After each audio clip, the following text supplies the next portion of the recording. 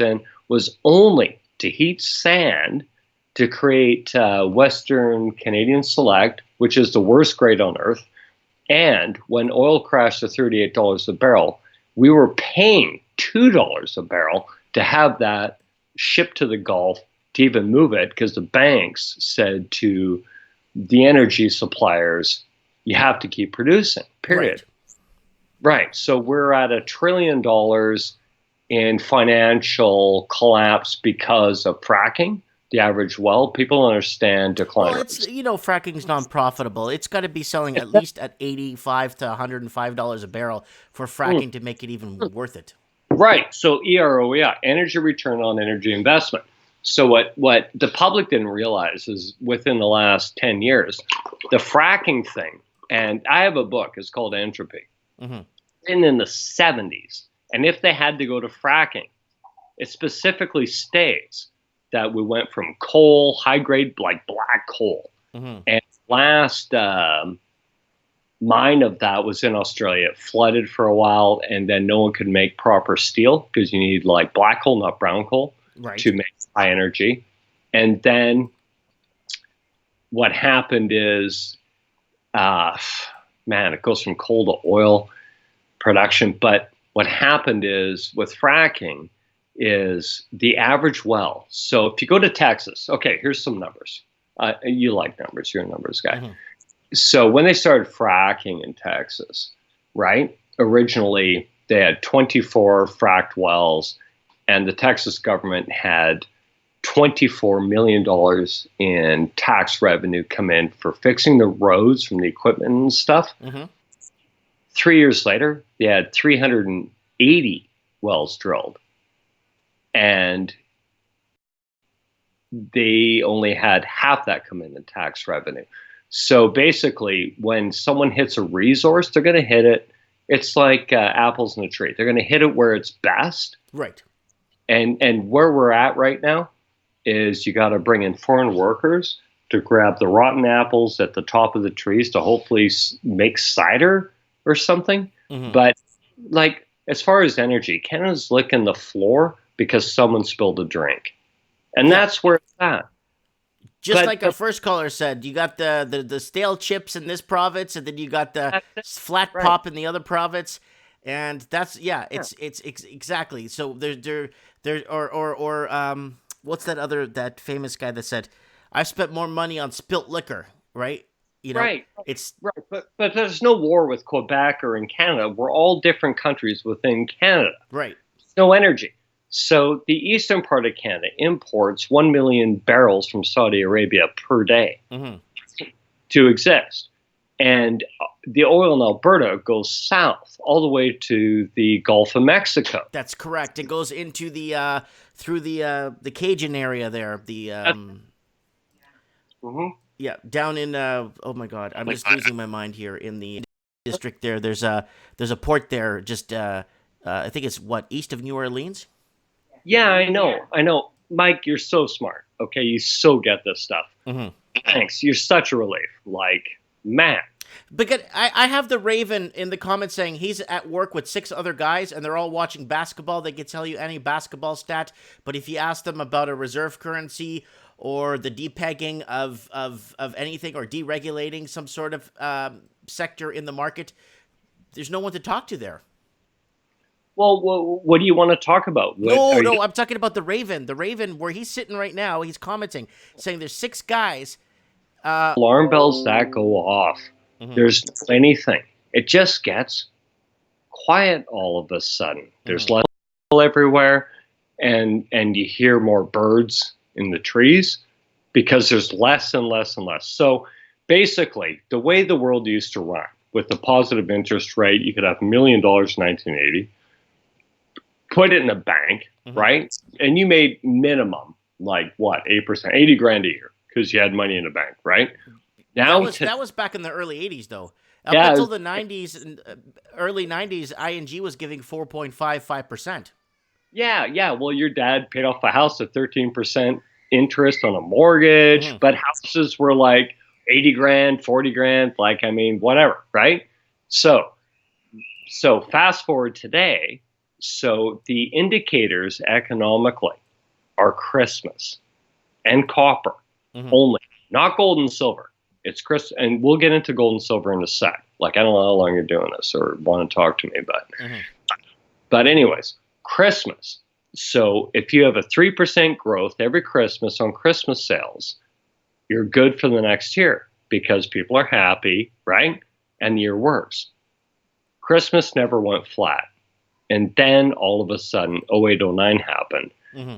And you knew you were into recession before that, 87. So you got to count off the years. Okay. So you got to go back to the crash of 29. But then if you count off from, say, 73, Mm-hmm. crash, every 7 years, right? 80, crash, 81 actually, Mm-hmm. crash. 81, 82, yeah. Yeah, crash. 94, crash. That was Europe housing. That was sick, right? 2001, the NASDAQ went to zero, wiped Vancouver, wiped everything. That movie done with, no, that was Jim Carrey and What's Her Peril. But it was great. Jack, Mm-hmm. great. And then, boom, that movie came out 2 years later, crash, right? Because they did the Freddie Mac thing and all that stuff. Yeah, I that know. was a disaster. Yeah, but it's the deregulation under Clinton. Okay. So basically, Freddie Mac, Fannie Mae was created to create subprime, and they deregulated Wall Street at that time. So Glass-Steagall and everything put in after the 29 crash Mm-hmm. and all the proper stuff put in was deregulated. Canada wasn't, but now Canada is. So all the subprime stuff is now in Canada. Mm-hmm. It's uniform now, right? So we're watching it play out over and over. How long does it take for people to clue in to these cycles? So the '08 thing, oh, I saw it coming. And I warned galleries. There's no commercial art galleries. I sell art, but it's different. Like, the world's different. How everyone sells cars is different. It's all subprime. So basically, everyone's tapped to the limit on a good day, Mm-hmm. right? And then where are we now? So basically, with energy, and Canada's supposed to be mills. Now, what just happened? Where's Well, the the mill? lumber mill's closing down. We have the other lumber mill here in town closing too, and it's It's not being It's not profitable, right? well, it's not that it's not just profitable. We also lost markets because our amazing leader Mm-hmm.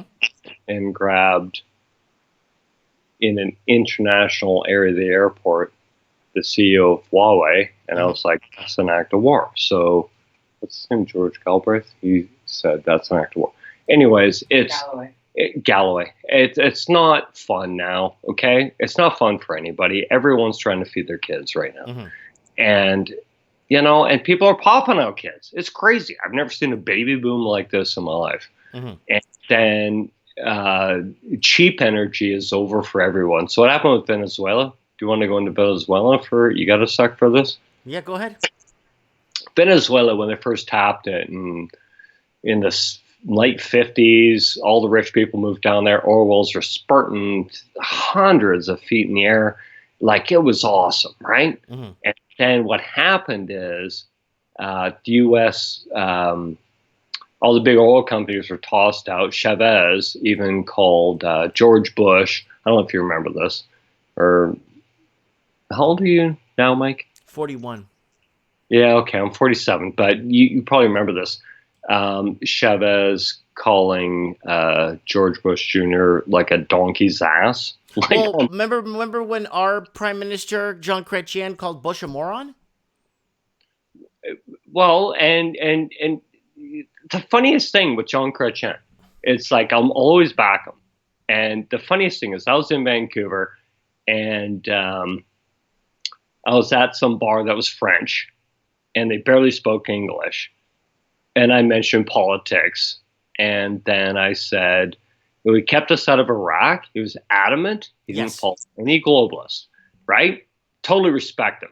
I don't know what happened to him. Did he get hit with a stick to the face or something? Pie. Yeah, I don't know. I know we got hit with some pies, but anyways. And I said, English people can't understand him. So his French is perfect, right? They were Mhm. French, and they were like, we can't understand him. But was he strong? Yeah, he was.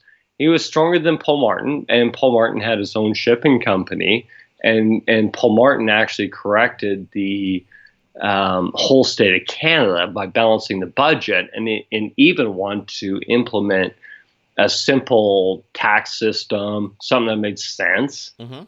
than lower taxation. And the Queen vetoed him and said no, because you're going to be taxing everyone higher and higher and higher on yourself, persons, your ownership of property, and your income. Mhm. Now, I'm going to say something very controversial right now.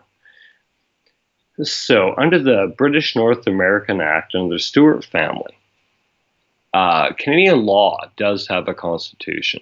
People don't even know this. And basically, income tax is voluntary. But because of legal precedent, it's been made a monster on everyone. And people take themselves out all the time. Suicide, you name it. And you kind of do have to work with CRA, like, and all these people. But to be honest, it's illegal for the federal government to direct tax citizens. It always has been. Mhm. The guy that ran the IRS in the States wrote a whole book on it. So did the top person out of Canada. But people didn't stand up. So we're in a pickle, and people are in a pickle. Man, do I feel for them in 10 cities and all that stuff. Now, if you want to take this into Swiss reserves of gold, silver, and the other stuff, because people are looking for an escape route, we can take this conversation very different places. Mhm. If you want to do that for, I want to do that for Mike in the Night. I want to have you on for Mike in the Night, if that's okay with gold and silver, because we have we're going to be talking politics and economy and bank runoffs, and I think we're gonna be talking about losing faith in the people, losing faith in their governments, and having runoff on banking institutions too. So we're gonna have to do that come this Saturday. So if you want to talk about safe havens or what to do or something like that, I would like to have you on Saturday on Mike of the Night for that. And Uh, I'm totally welcome to that, Mike. And with everyone with cryptos, and when gold hit 1900 an ounce, is like 2014. I have a mhm. top guy in my house. You're gonna buy gold now, and I'm like, well, to be honest, if I won $1 million tomorrow, I'd put $50 into it. My prediction is gold 200, and I'm sorry to say that, but Mhm. but but it's called deflation, and everyone's like, it's hyperinflation. The real thing, when things sell off, when we go into these things, the debts, the US dollar, no matter how much they print, that repo window wide open, guess what? No one has dollars. US Mhm. dollar is up. A Canadian dollar is worth something, right? That's the reality of the situation. It's weird because it's inflationary with food, fuel, real products, and it's deflationary with assets. Is it confusing? No. Do economists get it? Are they trained in it? They are not. But that is exactly what is happening. Yes. Yeah, and we're seeing that happening, Yeah. especially now with these repo buybacks and repossession buy repurchasing buybacks or whatever you want to call them, and there's just too much awkward fundamentals that are going sideways that shouldn't be doing. A lot of the stuff they're doing shouldn't be doing this stuff. Period. And they're just trying to keep it going as long as they can, and throwing everything in the economic toolbook at this situation, and it's been an absolute disaster. And it's getting worse. And historically, leaving rates at this low levels and looking to cut them more doesn't give you no aggregation in case of a real emergency. When you have to lower rates, you can't. You're going to have to go in negative territory, like parts of Europe are right now, and it's just going to get worse. Bill Holter called it a few years ago the snake eating its own head, and it's already eaten its body. I'm going to say this to you, Mike. We can sign off, but I'm going to say this to you. Um, you're confusing people because of your IQ level and your intelligence for all of this. And I wish you the best, your family. Have me on anytime. But like, you're touching on stuff that's dangerous and real, and you get it. And that's what you're doing. Dude, some people need to hear that and have that feeling of listening to someone so they feel okay, they feel sane. Yeah, they do. A lot of people tell me that when they pass by the shop and see me, they tell me the same thing. They're like, I thought I was the only person that wasn't, that was seeing that this is absurd and blah, blah, blah. Yeah, so you are the voice in the wilderness. Other people tried to be it, and they weren't it. You've done the best job that I've encountered. Really? And I had big contacts, and you are actually doing a much better job. Yeah, even Ed Dames. Oh, I've talked to Ed Dames. Oh, God. Oh, I can't even tell you who I've talked to. John Moore, Ed Dames. Man, I can't even tell you. It's about our personal lives and how we get through this every day. That's the real story. That's the story you're bringing out. And it's like, the thing is, what saves everyone is finding themselves. That's right. Finding hope, believing in the right things. That's all it is. And you know what? Shit. Great garden this year. Great tomatoes. Yep. My God. It's not rocket science. It's about family, reconnecting with people you cut off, reconnecting with people you love or people you haven't seen in a long time, and trying to make sure people don't wait before it's too late. You know what I'm saying? Or they, and realize it when it's too late is what I'm saying. Yeah, right? Yeah. My fridge is from 1949 because when my new one failed. The stove heat in the house right now is from 1915. Restored McClary cook stove, natural edge counters, off-grid batteries, solar panels. Did it cost much? Hell no. I did it myself. It's not rocket science, any of this stuff. But people invest in things that people will do pretty much anything to not face themselves. That's the real investment. That's the thing. People do anything to try to be the Kardashians or something, or to live this Hollywood's lifestyle, but in reality they go home and cry. Yeah, nice. Yeah, right. So. I don't go. Yeah, I know. Yeah. Anyways, dude, you got this going on. Any topic, nuclear, Fukushima. I can tell you about the whole thing. Yeah. What not to eat. Good Lord. It goes for miles. But you yourself, by the way, I've been doing this and tapping in, paying experts. I can't even tell you for well over a decade. And you are on YouTube, who anyone could even contact or go for real information. You're the one doing it, and you're strong enough to do it. And you don't care. You're just doing the thing. So kudos. And you're covering all the right stuff. Like, I like hearing your voice on your videos every day. So is Victoria. And it's, I know. And it's real. So good on you. Right. Are you an amazing person? Yeah. You're a great person, Mike. Thanks. Thank you so much, brother. You enjoy the rest of your night. And if you could come on Mike in the Night, come on sometime, okay? Anytime, dude. Thank you. Good on it. Thank you, Victoria. Thanks you. Talk to you soon. All right, another caller calling in. And I've been talking for, I don't know, my live stream went on and off like how many times? Like 4 times. So my live stream has been going on and off. It's I don't know why. My live stream, I think it disconnected 4 times according to this thing here. So every time I get up to 100, okay, it starts at 70 and it resets. Then when it gets to 110, it resets. So I go back to 0 watchers and it goes back to 70, resets. 100 resets. So every time I get an X amount of people watching, the channel resets every single time. So it's going to show I have 3 videos for trends in the housing market on my channel when realistically I did 1 video, right? So, anyways, guys, it's getting to that time now. I gotta put my kids to bed. I am tired, guys. I'm a family guy. I'm a full time entrepreneur, and I am tired. It's been a long night, and yeah. Well, you know what? Next week we're gonna get next week. Okay, let's see if we could get.